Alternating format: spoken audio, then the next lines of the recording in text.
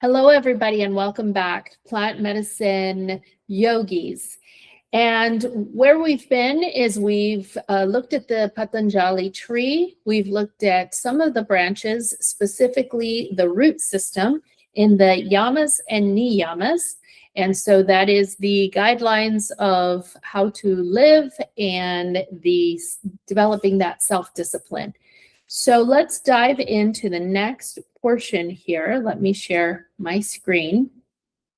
So now we'll go into the two of the most common concepts associated with yoga. In essence, with regards to the word yoga and how we were originally talking about the Western concepts around that, we really think about the asana practice, which is the postures and positions. And so with that, this is the ultimate idea around what most people believe yoga is. And even in that notion of more of a physical practice, it's more believed to be something that gives you fitness, that provides you some cardio and some muscle tone and helps with various body ailments and all of that. So if you go to any kind of doctor and maybe he wants you to do a little bit of exercise, but not to be too harsh on it. He's like, oh, do some yoga. But if you really were to ask, the whys, well, it's really good for stretching and things like that. But really, it's so much more than that, right? This is my one little area in this whole presentation where we'll actually talk about the yoga practice with regards to the physical body. And I'm going to share with you guys the most beautiful story. It's really the legend of how Hatha yoga was born, in regards to how those divine secrets were actually passed on to us mere mortals. And I really happen to love this story because it's just so symbolic of many things. But I'll start with saying that it has to do with Lord Shiva, who is the creator of all and one of the deities in the Hindu tradition. And so he was teaching his devoted consort, Parvati. He was teaching her all of the mysteries of yoga. And so he chose a very secluded spot near a river bank to show her all of the different postures of yoga, the asanas, which were said to be 84,000. Now, some actually even say 8.4 million. So it's just a big number, right? Just a giant number of postures that could potentially exist in the universe. So he's there teaching his lovely consort this. And in fact, they even called it the cosmic dance. So you can get all this imagery and allegory in your head around how this was being transmitted. This knowledge was being transmitted to her. But unbeknownst to them, there was a little tiny fish that was in this river that was just taken by this cosmic dance he was watching and this transmission of incredible knowledge. And so he sat there with intent and intense purpose and just his straight focus on what they were doing. And ultimately, this little fish called Matsya, and Shiva noticed that this little fish was paying so much attention to what was happening. And through that, he was actually being awakened. His consciousness was being opened through absorbing this knowledge. And as he noticed that, he just sprinkled some water on this fish. And instantly this fish became transformed as a celestial yogi. And he was therefore named Matsyendra. And with that, he became the Lord of the Fishes. But most importantly, of course, he became the first father or master of the Hatha yoga tradition. And so this yogi is known most specifically, if you've ever practiced yoga, the spinal twist. It's where your legs are either crossed, and then you can turn your head and whole body into a spiral twist position. It's known as the Matsyendra Asana position, and that's where he became enlightened. So that's how this supposed story came to be, of how all of this ancient knowledge of the divine secrets of the universe were shared through yoga into the mortal world through this fish. So it's a beautiful story, but it tells you a little bit, it kind of provides a tiny glimpse into the why is yoga so important? Is it just a physical practice? Can you go do it like you do any other practice at the gym? Well, as you start to practice these 84 poses, of then broken down to 32, some people even say 10, right? So it's just these basic postures that lead to something more happening in the body.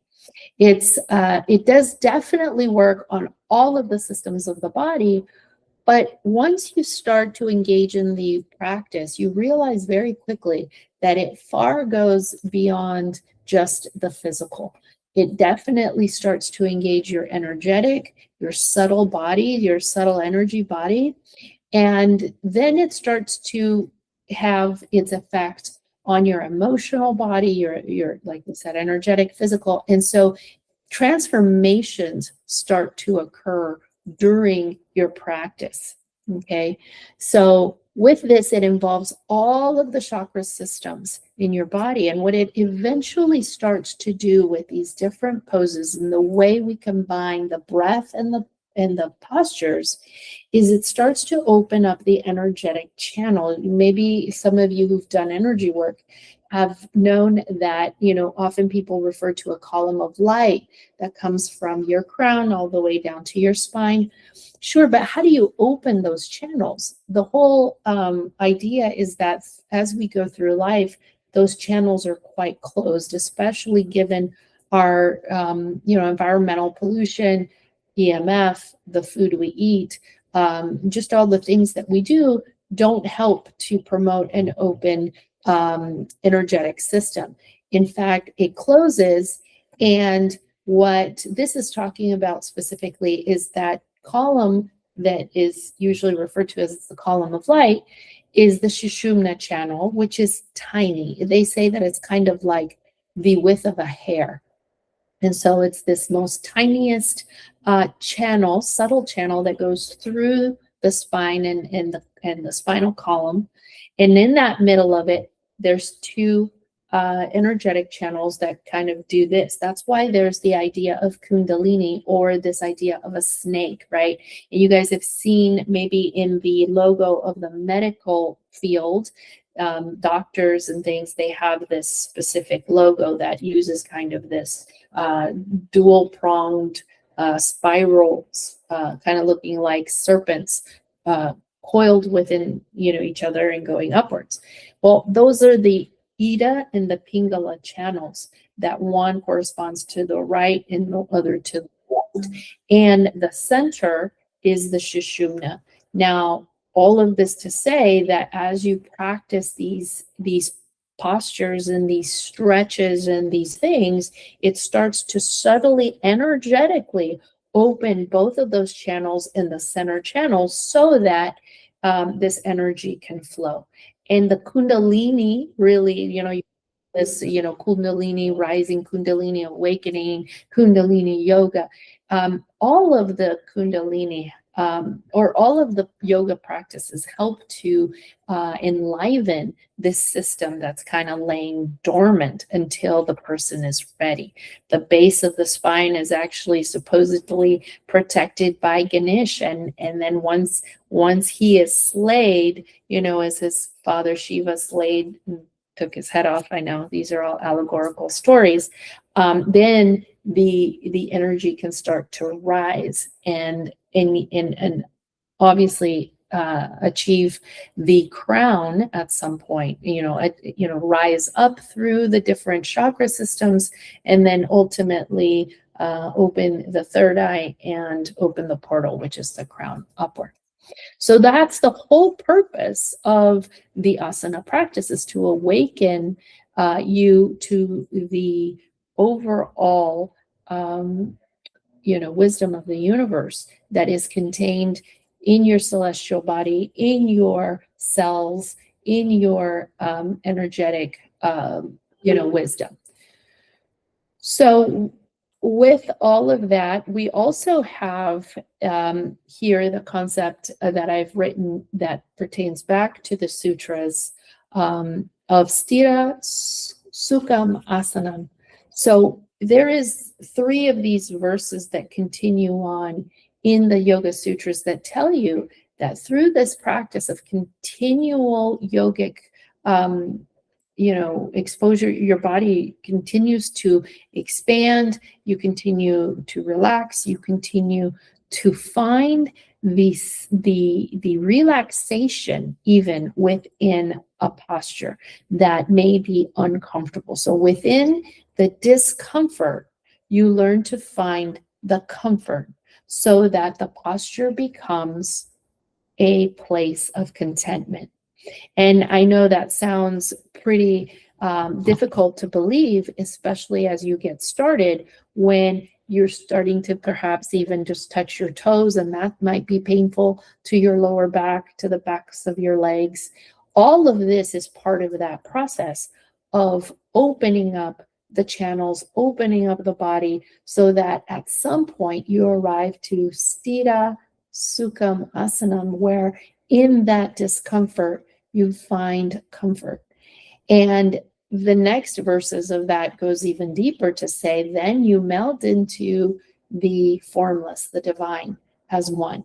And then there's no pain, there's no suffering, right? So we're learning a very big lesson through the body of how to transcend, discomfort into becoming in a place of ease. So you ease into the posture. It's not about struggle. It's not about suffering.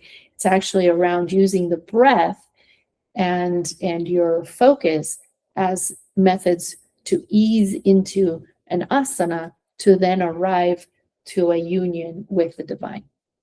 And then some magical stuff can start to happen in transformation, not just at the physical body, but much more deeper than that. So the pranayama is another branch of the tree, right? We're talking about going up the Patanjali tree. Pranayama is very poorly translated as the life force energy.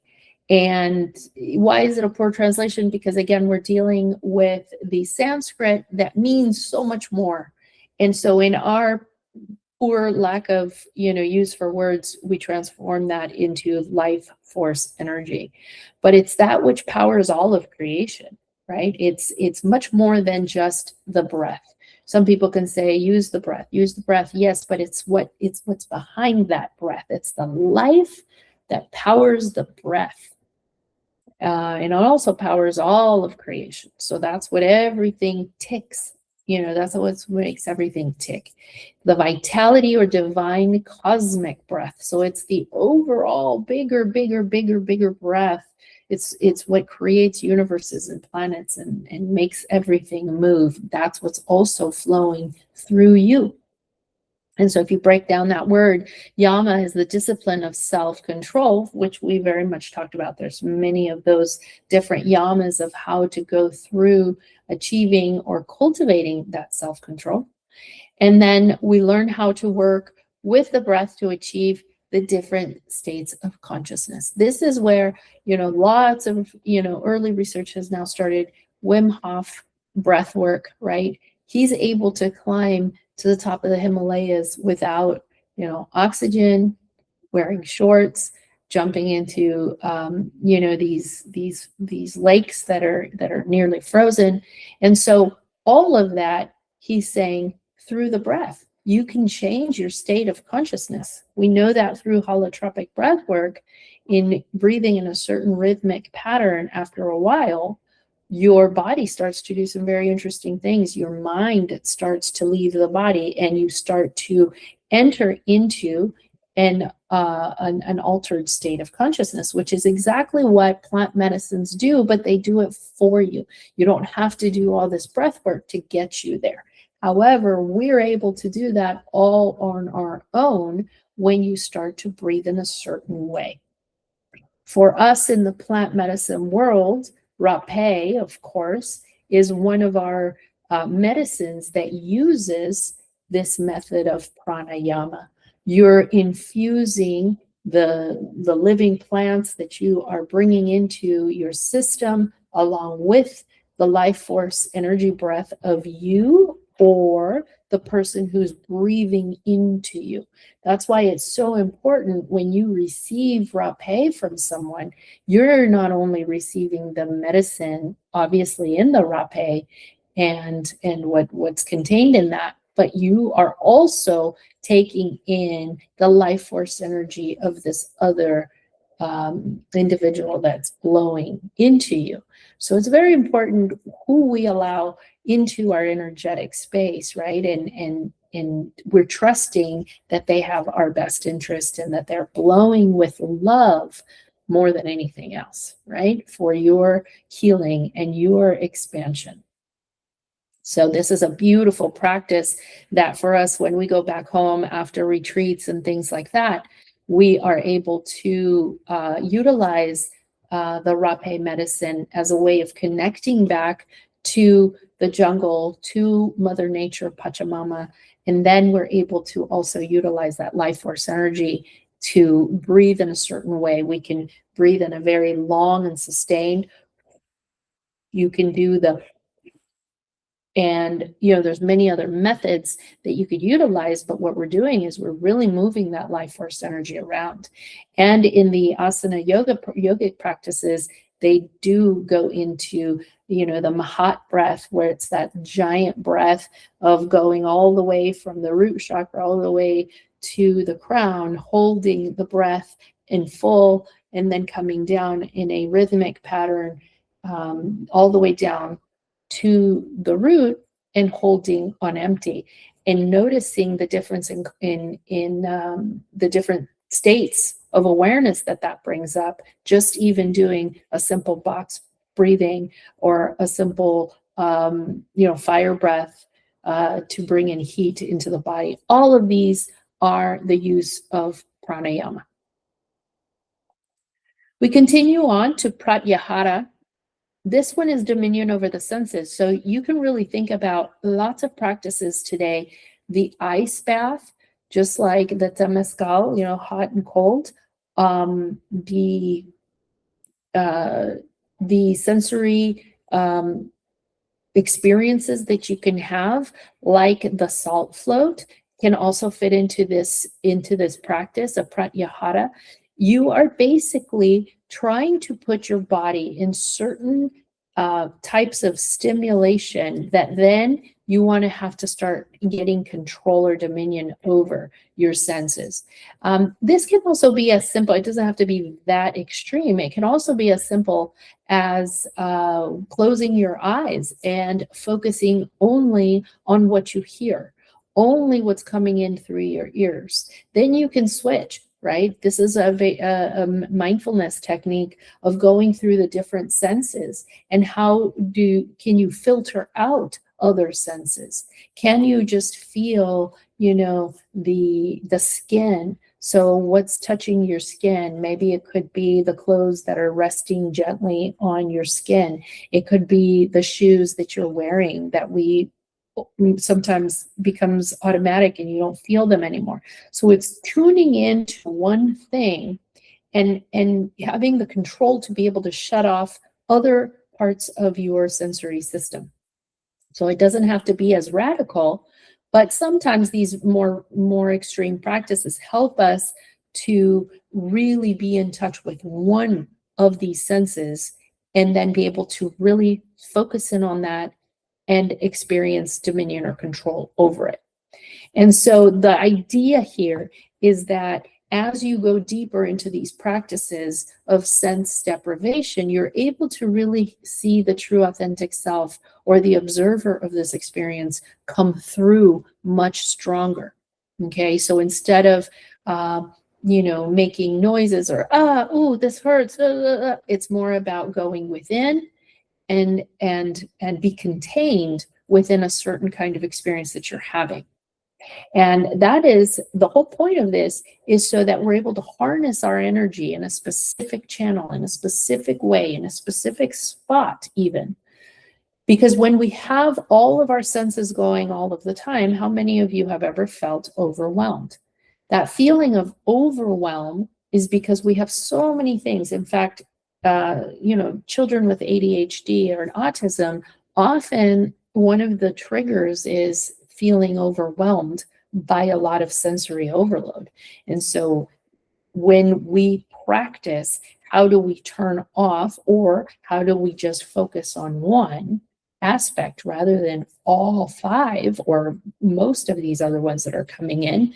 That is what we're trying to harness, that energy and control, so that our energy isn't dispersed into all of these different channels that are coming in.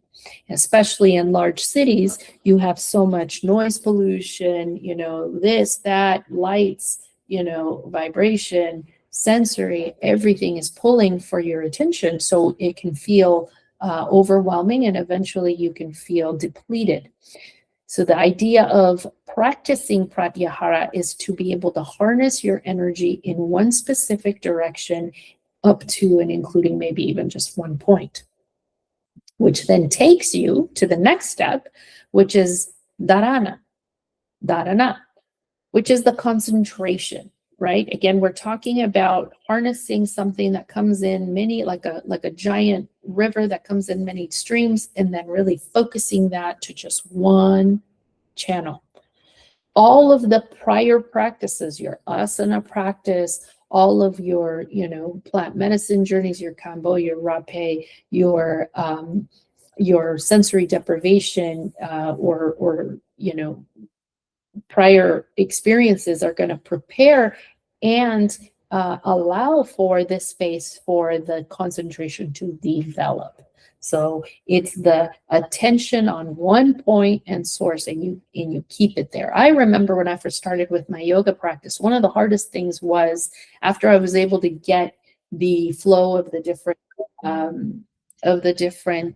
postures and things, I struggled to keep my eyesight in one spot. And I remember hearing, keep your eyes steady, keep your gaze on one spot, pick one spot and stay, and they would remind you, because precisely, they probably witnessed, different people, and me included, our eyes moving from right to left. Of course, when you're just starting, you're also looking at, wait, what are we doing? How does that go? So it does involve a whole lot of that. But as you start to remember the postures, remember what you're supposed to be doing, then you start to go within and learn to trust in that you're doing it right, regardless what your partners are doing next to you. And that's all part of developing that drishti, which is that one focus, your eyes on one point, and don't move it from there. And every single asana has a specific place where you're supposed to be looking. And so it's developing that laser sharp concentration. What can help you here also, of course, are the mantras, which again are just that vibrational, language in Sanskrit that is repeating a sentence, it's repeating a word, it's repeating an entity's name, something that holds a vibrational signature that we're trying to just focus on and expand. And then from there, there's also the concept of the malas. Why do people wear these particular nut called a ruksha? And essentially, they hold a vibratory signature of awakening for the person, but also you're supposed to go through the 108 and chant or say a mantra. And as you do that, you are expanding that vibrational signature that you're trying to connect with or to, and it's also embedding that into the mala. The mala is that necklace that holds 108 beads in those traditions. Interestingly enough, growing up in the more Christian Catholic tradition, The Christian rosary or Catholic rosary holds 108 beads as well. And the prayers in the Catholic tradition with regards to the rosary are also mantras, because it's anything that you are just saying over and over and over again that is beating at a certain, tone and beat, which is a reflective of the vibrational signature. Guided imagery in meditation is a great place to start if sitting in silence is quite too much and your mind is still bouncing from right to left, which is normal. That's what we were taught to do. We were taught to think. We were taught to what comes next, how long is this going to last, etc. So guided imagery helps to support this concentration practice.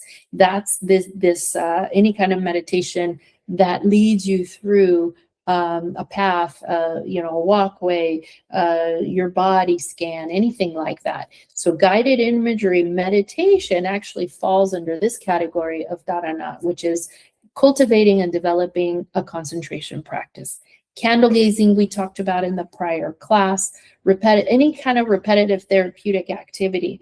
I would even say anything that you do where you stop the thinking and you get really lost in an activity, and that is developing your concentration. So what is that? Gardening, working on some sort of project with your hands, mechanic work,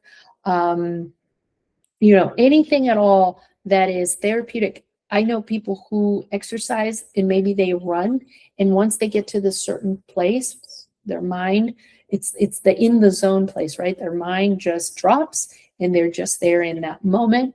Not a whole lot of thinking, just being in the present. That is developing that drishti, that dharana. So any repetitive therapeutic activity can fall under this.